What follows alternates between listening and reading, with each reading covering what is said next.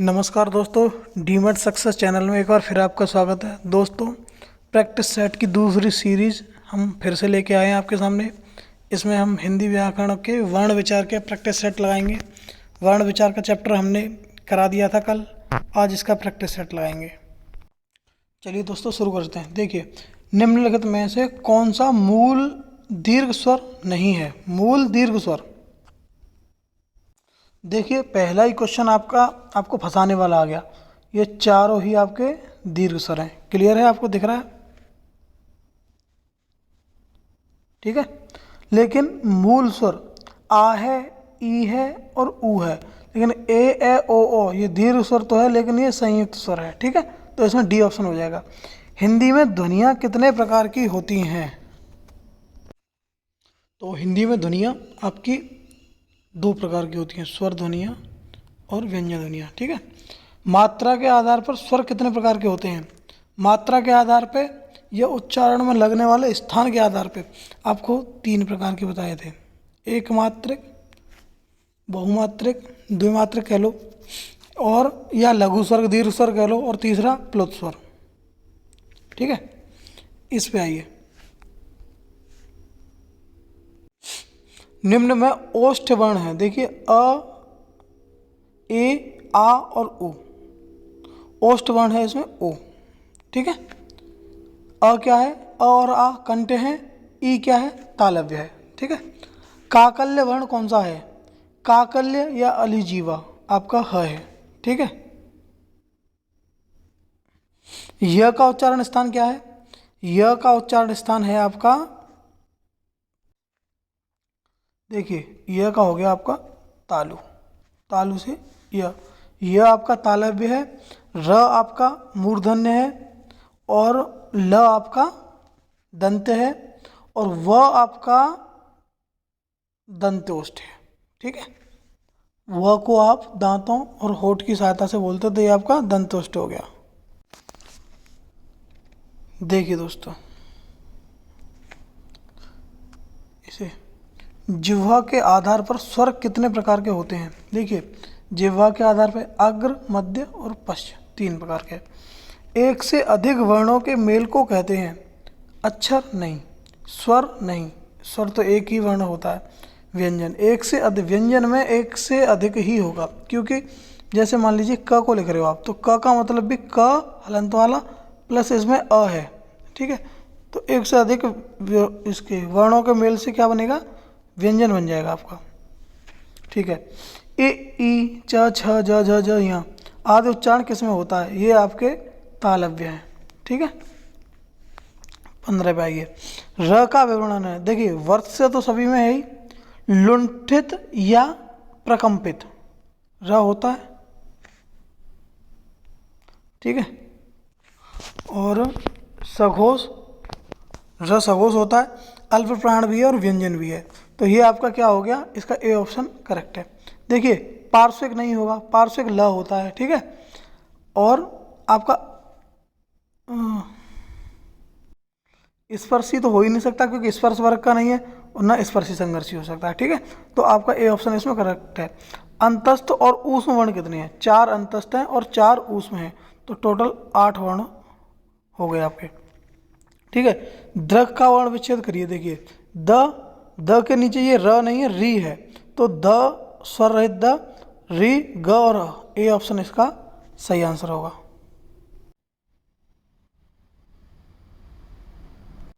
पांचों वर्गों के तीसरे, चौथे और पांचवें सघोष होते थे। पहले और दूसरे अघोष होते थे। ठीक है। तो प पहला है, ये नहीं। देखिए, प, फ, ब, ये सी ऑप्शन आपका सघोष वर्ण हो गया। ऊष्म व्यंजन कौन सा है? ऊष्म होता था आपका श, स, स और ह, तो ए ऑप्शन इसमें करेक्ट हो जाएगा। उद्यान का देखिए, ओ, द, य, अ, आ, न, अ, ये आपका ऑप्शन सी इसका करेक्ट ऑप्शन हो जाएगा। ठीक है। Question number 21। निम्नलिखित में से कौन सा ट वर्ग में नहीं है? देखिए, ट, ठ, ड, ढ, ण तो है, ध इसमें नहीं आएगा। देखिए, निम्नलिखित में अल्प प्राण व्यंजन कौन सा है? अल्प प्राण जिसको बोलने में कम समय। देखिए, ख महाप्राण है, घ महाप्राण है, ग ठ, इसमें ग ऑप्शन करेक्ट हो जाएगा। ठीक है, नहीं घोष वर्ण कौन सा है, घोष और अघोष। देखिए च छ ज झ, च पहले में आ गया, क ट, ये ज ऑप्शन आपका कैसा होगा, घोष वर्ण हो गया। ठीक है, क्योंकि तीसरा चौथा और पांचवा ये घोष होते हैं, पहला और दूसरा अघोष होते हैं। ठीक है, निम्न में कौन सा टावर का नहीं है, तो ये ध ऑप्शन हो ही गया था। ठीक है, हिंदी में कुल कितनी वर्ण लिपियां हैं, कुल 52 हिंदी की वर्ण लिपियां हैं। चलिए दोस्तों,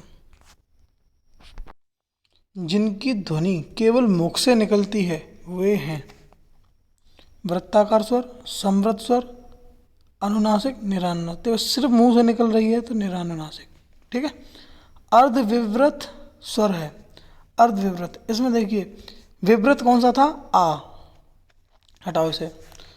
ठीक है, और समृद्ध कौन से थे, समृद्ध है ए और ई। ठीक है, ई ई उ ऊ, तो उ को हटाइए, समृद्ध में हो गया। अर्ध समृद्ध कौन से थे, छोटी ए और छोटा ओ। और अर्ध विवृत कौन से थे, बड़ी ए, बड़ा ओ और अ। तो ये बड़ी ए आपका क्या हो गया, अर्ध विवृत हो गया। सभी स्पर्श व्यंजन कौन से वर्ग में है, स्पर्श देखिए क र नहीं है, गलत हो गया। ये भी नहीं है, सी को देखिए क च प द, ये आपका सही है। ठीक है, सभी महाप्राण वर्णों वाला वर्ग है, महाप्राण ख छ ठ। ठीक है, ध च, ये नहीं है, गलत हो गया, च आ गया, ये भी नहीं है, ये इसका ए ऑप्शन करेक्ट है। ठीक है, हिंदी वर्णमाला में ऊष्म व्यंजन कौन से हैं, ऊष्म, ए ऑप्शन सही है, श श श और ह। ठीक है, हिंदी के जिन वर्णों का उच्चारण करते समय केवल श्वास का प्रयोग किया जाए उन वर्णों को कहते हैं, केवल श्वास का प्रयोग, अघोष वर्ण। ठीक है, यर ल व व्यंजनों को कहते हैं, यर ल व आपके अंतस्थ व्यंजन हो गए। ठीक है, निम्नलिखित में पार्श्विक, पार्श्विक या पार्विक होता है आपका ल, तो बी ऑप्शन इसका सही है। देखिए दोस्तों 27वां, जब एक ही ध्वनि को द्वित्व हो जाए तो वह क्या कहलाता है, ऐसी ध्वनियाँ युग्मक ध्वनियाँ कहलाती हैं। ठीक है, वह व्यंजन है सॉरी, ऊष्म, महाप्राण, अंतस्थ और अघोष। देखिए अंतस्थ व्यंजन है ये। ठीक है, निम्नलिखित भाषा में मूल ध्वनियों के लिए जो चिन्ह मान लिए गए हैं तथा जिस रूप में ये लिखे जाते हैं वो लिपि कहलाता है। ठीक है, प फ ब भ म व्यंजन कहलाते हैं। देखिए ये क्या है, प फ ब, ओष्ठ, ओष्ठ व्यंजन है। निम्नलिखित में से कौन सा अंतस्थ व्यंजन है, अंतस्थ हो गए य र ल व, तो ल ऑप्शन सही है। निम्नलिखित में से कौन सा स्वर कंठ तालव्य है, कंठ मतलब अ और तालव्य मतलब ए, और अ और ई को मिला के ए बन जाएगा। ठीक है, ट वर्ग उच्चारण की दृष्टि से मूर्धन्य। निम्नलिखित में कौन सा दीर्घ स्वर है, देखिए आ ए ओ तीनों दीर्घ स्वर हैं, ये ऊ लघु स्वर है, हटाओ, और ओ भी संयुक्त है और ए भी संयुक्त है, तो इसमें ए ऑप्शन सही है।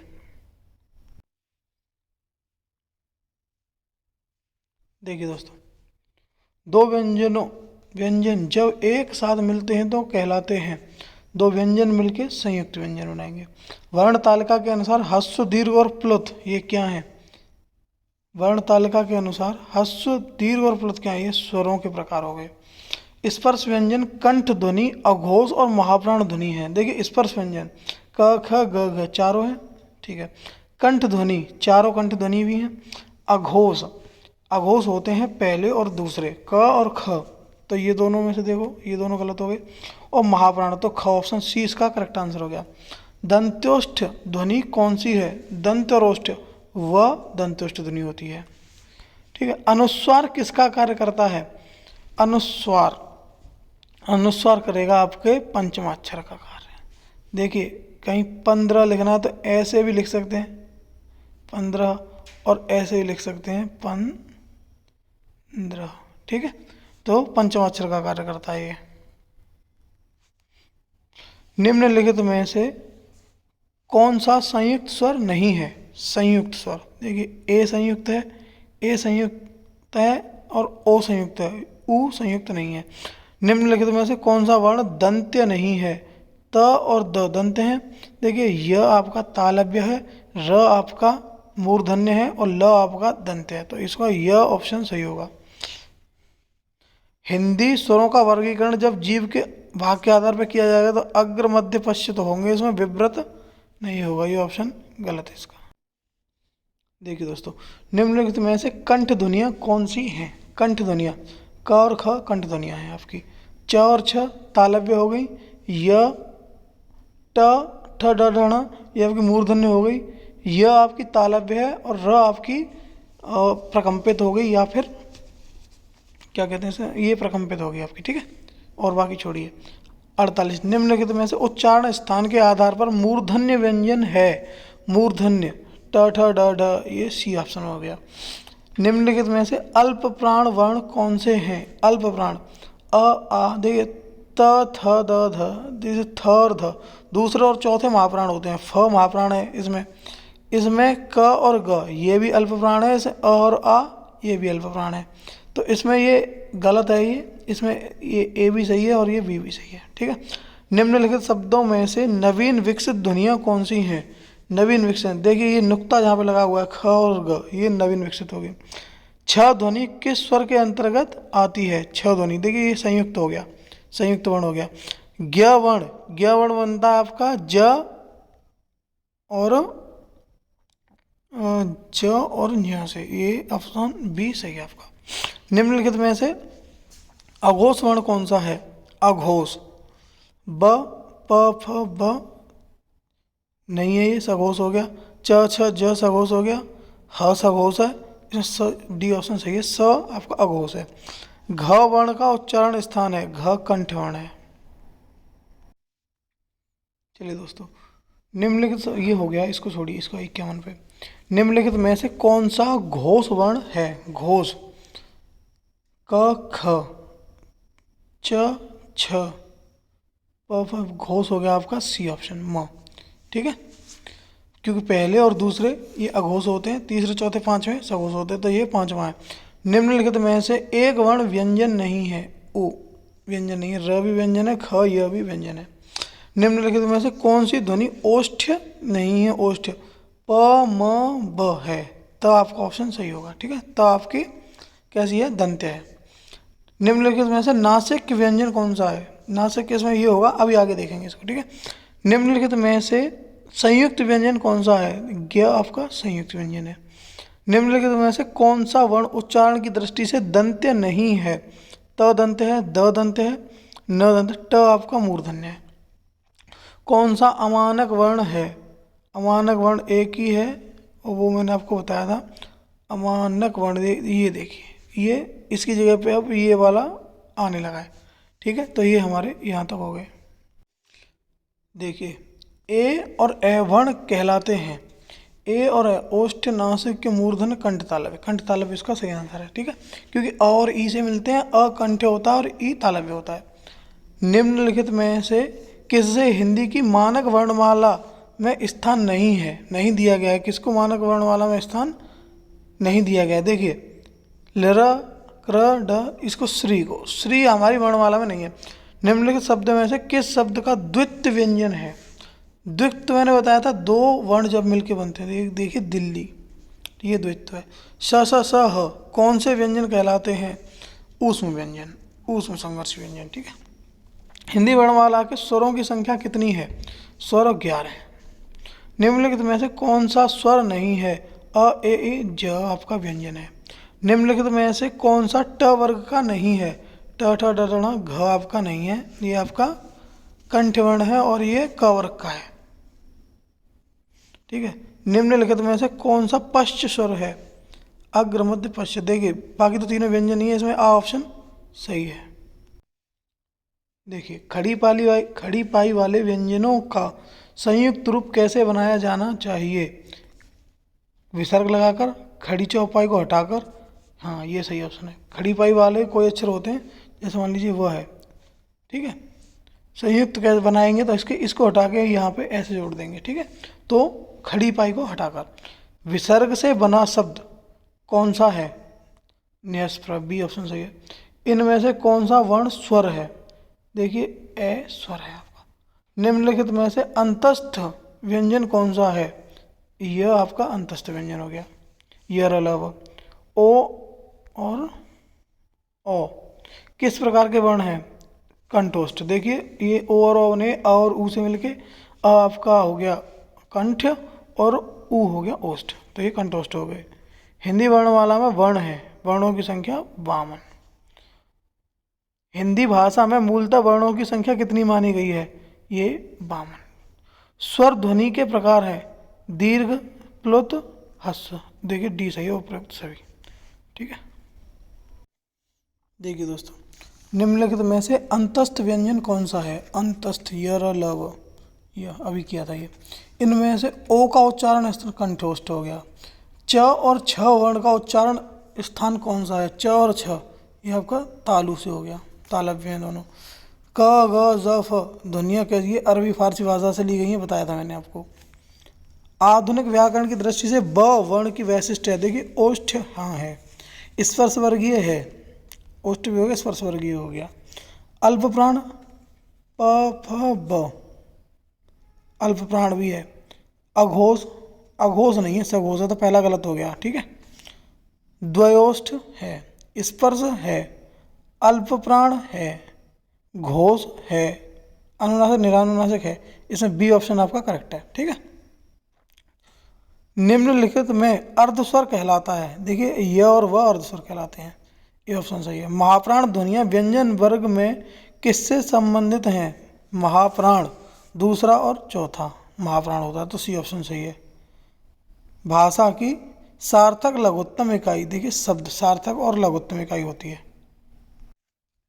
देखिए तालव्य व्यंजन है, तालव्य आपका होता है च छ ज झ, तो बी ऑप्शन सही है इसका। कौन वर्ण घोष नहीं है? घोष नहीं है र त ड ल। देखिए ड भी है, ल भी है, त इसमें नहीं है, त था ये अघोष हो गया। ठीक है, त थ अघोष हो गया, और थ ध और न ये घोष हो गए। किस शब्द में री स्वर नहीं है? कृष्णा, कृष्ण, कृपा, दृष्टि, आज में नहीं है। ठीक है। किन ध्वनियों को अनुस्वार कहा जाता है? स्वर के बाद में आने वाली नासिक ध्वनियों को, ये ऑप्शन सही है इसका। इनमें से कौन सा व्यंजन अल्प प्राण है?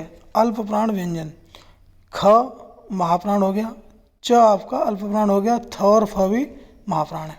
इनमें से कौन सा वर्ण स्पर्श व्यंजन नहीं है? क ट च य नहीं है, ये अंतस्थ है। निम्नलिखित में से कंठ ध्वनियाँ कौन सी हैं? कंठ हो गया क ख ग घ, च छ ज झ तालव्य है, और ट और ण मूर्धन्य है, य आपका तालव्य है, और र आपका प्रकंपित है। वर्णमाला किसे कहेंगे? शब्द समूह को, शब्द गणना को, वर्णों के संकलन को, वर्णों के व्यवस्थित समूह को। वर्णों का व्यवस्थित समूह को आप कहेंगे। हिंदी की श ध्वनि है, स है आपकी तालव्य। ठीक है। कौन वर्ण ओष्ठ नहीं है? ओष्ठ वर्ण म उ ब है, आ आपका नहीं है। अल्प प्राण ध्वनियों का समूह है, अल्प प्राण देख क ख, ख महाप्राण है, हटाइए, त थ महाप्राण है, ट ठ महाप्राण है, बी ऑप्शन इसका सही है। च ज य, इसे बाद में देखेंगे। 1 से 5 निम्न में से महाप्राण वर्ण है? महाप्राण थ ही महाप्राण है आपका।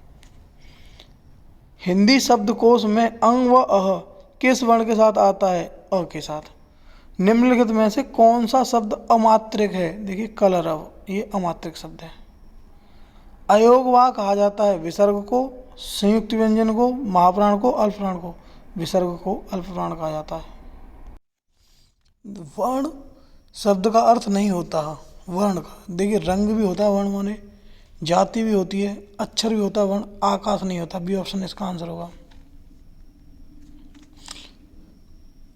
कौन वर्ण घोष नहीं है? देखिए र घोष है, स घोष है, ड घोष है, इसमें बी ऑप्शन सही होगा। तो किन ध्वनियों के अनुस्वार कहा जाता है? ये फिर से आ गया क्वेश्चन। स्वर के बाद आने वाली नासिक ध्वनियाँ अनुस्वार कहलाते हैं। किस शब्द में री स्वर नहीं है? ये फिर से आ गया क्वेश्चन, इसे हटाइए। अयोगवाह कहा जाता है विसर्ग को, अयोगवाह कहा जाता है। ठीक है। व्यंजनों को नहीं कहा जाता, महाप्राण को नहीं कहा जाता, अल्पप्राण को नहीं कहा जाता। ट वर्ग किस वर्ग के व्यंजन हैं? ट वर्ग। ट आपका हो गया मूर्धन्य, ट ठ ड ढ। प्रयत्न के आधार पर ल किस प्रकार की ध्वनियाँ है? ल आपकी पार्विक या पार्श्विक ध्वनियाँ है। हिंदी वर्णमाला में अंग और अह क्या है? अंग और अह अयोगवाद ध्वनियाँ है। देखिए दोस्तों, निम्नलिखित में से दंतव्य वर्ण है, दंत्य, ये हो गया आपका सी ऑप्शन त। घ का उच्चारण स्थान कौन सा है? देखिए कंठ हो गया, क ख ग घ। निम्न हिंदी शब्दकोश के अनुसार संतान, सकल, सचल, सक्षम शब्दों का सही क्रम है। देखिए ये क्वेश्चन आप देखिए, इस तरीके के वर्णमाला के क्रम में लगाने के लिए क्वेश्चन आ सकते हैं और इसमें ये क्वेश्चन आ गया। संतान, सकल, सचल, सक्षम, इसमें देखिए डी ऑप्शन सही है। आप इसको तोड़ तोड़ के वैसे ही लगाना जैसे मैंने एक एग्जाम्पल बताया था, ठीक है। इसे मैं यहाँ कर इसलिए नहीं रहा हूँ, इसे मैं आपके लिए छोड़ रहा हूँ। निम्नलिखित में से कौन सा व्यंजन स्पर्श संघर्षी है? देखिए स्पर्श कौन सा है? ह तो स्पर्शी ही नहीं है, श भी स्पर्शी नहीं है, र भी स्पर्शी नहीं है, तो स्पर्श संघर्षी ज हो गया, ठीक है। हिंदी वर्णमाला में व्यंजनों की संख्या 33 है। हिंदी शब्दकोश में छ का क्रम क्या है? देखिए क के बाद छ आता है शब्दकोश में, बताया था आपको। ए के उच्चारण स्थान का नाम है, ए आपका हो गया कंठ तालव्य, अ और ई से मिलके बनेगा। दोस्तों ये हमारी प्रश्नोत्तर की श्रृंखला पूरी हो चुकी है, ठीक है। इसे 2 बार लगाइएगा, एक बार पहले उसको पढ़िएगा जो पहले चैप्टर कराया उसको, उसके बाद प्रश्नोत्तर लगाइएगा। आपको यूपी पुलिस कांस्टेबल और एसएससी जीडी के लिए मेरी शुभकामनाएं हैं और मेरी कोशिश रहेगी कि आपको अच्छे से अच्छा मटेरियल प्रोवाइड करा सकूं। Thank you and have a nice day.